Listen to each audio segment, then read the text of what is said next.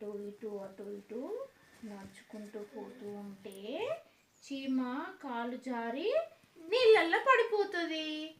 నీళ్ళల్లో పడిపోతే అందులో నీళ్ళల్లో ఉండి ఇట్లా ఇట్లా ఇట్లా ఇట్లా కొట్టుకుంటుంటుంది.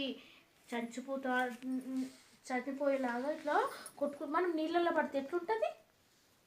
ఇప్పుడు మనం నీళ్ళు ఇట్లా బుడా బుడా పోస్తుంటే నీళ్ళు పోస్తుంటే మనం అంటాం కదా, ఊపిరాడదు కదా.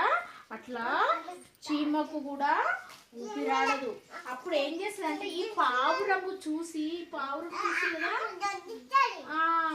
ఇలాంటి పావురము చెట్టు కొమ్మ పైన ఉండి ఇగో చూస్తుంది. ఇగో ఇది పావురం ఇక్కడ ఉందా, ఇలాంటి పావురము ఈ చెట్టు కొమ్మ పైన ఉండి చూసి అయ్యో చీమ మునిగిపోతుంది అని ఒక ఆకు తెంపి నీళ్ళలో పడేస్తుంది.